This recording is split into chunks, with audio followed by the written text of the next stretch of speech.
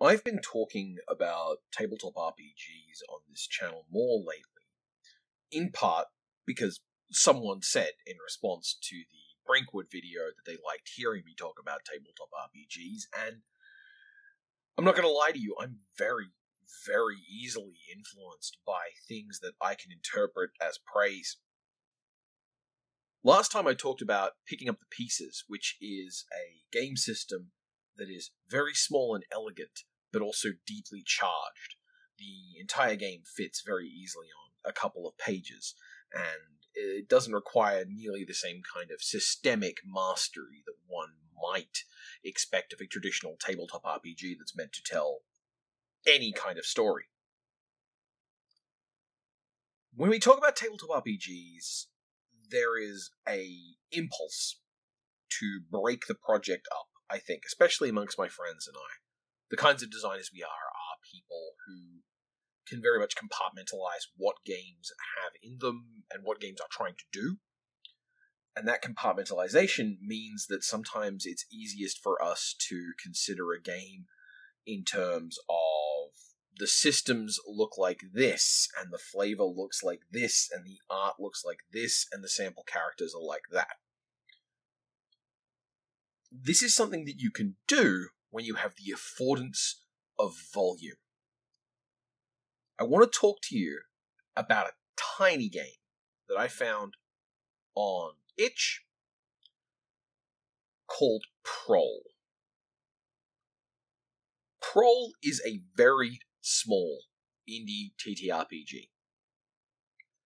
Prole is a game that almost seems to be designed around the question of what's the least game I can put in a game. That's a kind of interesting design question, and one that you'll see many designers tackle. What's the least thing I can do? What's the minimum viable product I can release? I've done this. I do this all the time. I encourage people I'm making games with to do this. What's the least you can get away with, and then see if you're happy with that.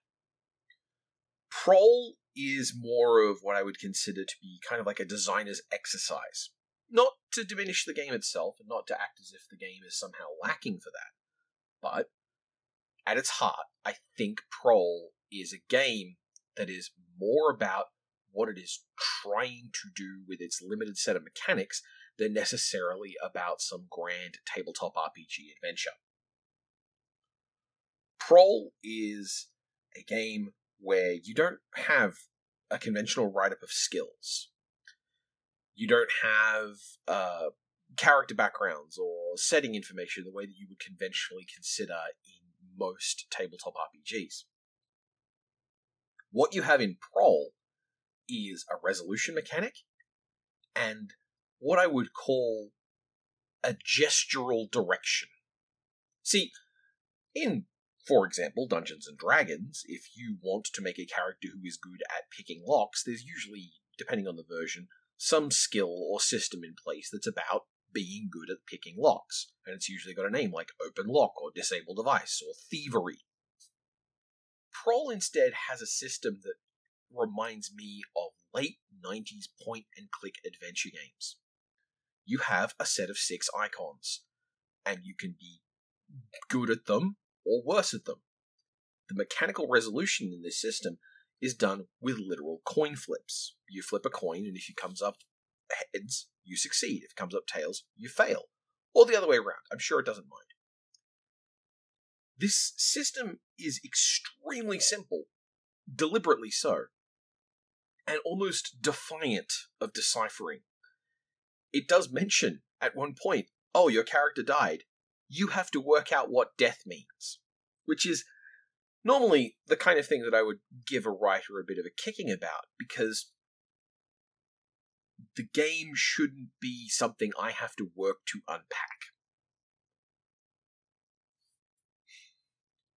But there is the option, always, of looking at this game and going, well, it's a little game, it's an indie game, it's sketchy and scribbly and kids' booky, therefore it deserves very little scrutiny, and we should just move on with our lives as a sort of design exercise. Look at what these people did and move on. But I think I would like to instead, for a moment, apply the normal rigor I do with gameplay systems to this one. I want to do this with Prole in particular because I do think that there is something mechanically interesting in examining something so mechanically simple. I think this game is interesting because the simplicity of it and the limitations that engender nonetheless can give you a good handle on what you might want in a mechanical system. Mechanical systems are typically the mid-size component of a lot of these games. Unless you're playing a particularly crunchy game with thousands of different point buy options with heaps and heaps of different tailorings, most game books will dedicate a chunk of time to the rules and then let those rules explain or emerge out from there. Interestingly, Dungeons & Dragons is a game which secretly is giving you tons of rules all the time. Every new piece of equipment, every new monster, every new encounter brings with it new rules that are constantly being socketed into what you're dealing with in a sort of never-ending Meccano set building of rule structures. But because they're all built with the same fundamental language, you pick it up and you flow with it very easily. In the case of Prole, the game system can handle a coin flip. To add variance, you get to flip more coins. To represent disadvantage, you flip more coins and have to succeed on multiples. This system allows for pretty much binary success and failure, as presented. Obviously, while you're playing it, you can easily see ways to kit bash this out. For example, opening a door and getting through it at speed could be seen as two different applications of the same skill, so you would need to get 2 successes in a row, and failing on the first one stops you from even trying the second one, failing on the second one gets you a different result to failing on the first one. There is a way that the system's naturally emergent properties would allow you to make it more granular and more refined. But by default, a coin flip system gives you simplicity, and in exchange you lose granularity. What's granularity in this context? Granularity is the ability to represent degrees of difference. In simple storybook terms, granularity is often completely unnecessary. It doesn't matter if a character is 5 feet 2 inches tall versus being 5 feet 5 inches tall, unless the entire story is about someone being jealous of 1 or 2 inches of height difference. What it usually means is that a character is referred to as tall or short or round. There's no need for these kinds of labelings and distinctions. When you are lacking in granularity, things tend to be condensed around simple, polarizing details. This system is designed, I think, to make it so you can get people to the table and get them role-playing as quickly as possible. What I find really interesting about this is I struggle to imagine who that's for.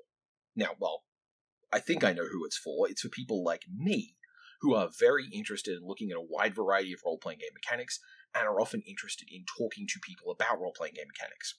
So, a system that is small enough to fit on a napkin, but still gives you some way to engage with people, that's interesting. There's also the way that this system dispenses with a lot of the memory loading and rules paraphernalia that a lot of other games want you to have. That's also interesting, but with that, it suddenly opens up a new question. Because when I say who's this for, alright, it's for people who want to play role-playing games, but don't want to get involved with learning a whole bunch of rules. What's the hook? What's the narrative? What's the feel or the tone of this? Well, it's an RPG where you're kind of storybook animals in a weird little storybook city. The funny thing to me is that seems to be mostly engaging to, well, theater people? The mindset of a lot of punitive game design is one where the rules are there to stop you from doing anything too good too often. There is a vision of players as being out of control and needing punishment or reining in or some element that keeps them from being exceptionally powerful or exceptionally dangerous or succeeding on everything all the time. So this system is there to give you a success and failure binary for things you try, but no idea of what is important enough to bring that skill testing system into bear. That means it's going to be negotiated on the spot between each player. It also means that the symbolism of the system, where you have feet and mouths, gets to be a lot more general application. Let's say, for example, we have Gulo, a fun, fat little Wolverine friend who can eat anything. Well, Gulo wants to put lots of points in mouth, because that's how you would eat everything, right? That's what mouths are for. But that creates the impression that maybe Gulo would also be good at talking to people, because that's also what mouths are for. This simplified iconography, this lack of granularity, can bring with it implications about a character. Now, the solution to that for many listening would be, well, Gulo just shouldn't use it to do that. And that's okay, but that also means that now the player is imposing an additional rule on themselves that they don't have to. There's nothing in the rule that says if you are good at mouth, you can only be good at mouth for one thing. This is one of those areas where you want that granularity. Granularity lets you create distinction. Mechanics can be interesting and rewarding ways of expressing character. They can be part of the process of developing and explaining your theatre and your fiction. They do not have to be constraints. But Prole stands as an interesting mechanical exercise apart from the space where we normally would associate that punitive gameplay design. After all, Prole doesn't even have a word for what happens when you die. The thing I like the most about Prole, though, is the materiality of the game. Because you're flipping coins. Rolling dice has theatre to it. People understand that in the gaming space, especially these days. One of the great military quotes of the Roman Empire is directly invoking the idea of games of dice, that the die is cast. We know that rolling a dice is tense. So too is flipping a coin. And in Prole's case, flipping a coin brings with it a moment of verticality. Normally TTRPGs are played face down, pieces of paper, on a board. In this case, you have to stop, you have to look away from your character sheet, and you have to flip the coin and catch it. And that is a level of theatricality that can add tension in a very interesting way. If I was going to design a system a bit like Prole, obviously I would be tempted to put in a lot more mechanical depth to it and a lot more variety. But if I wanted to keep to the simplest element of it, and keep the thing I like the most about Prole, what I would want to point to is the coin flip.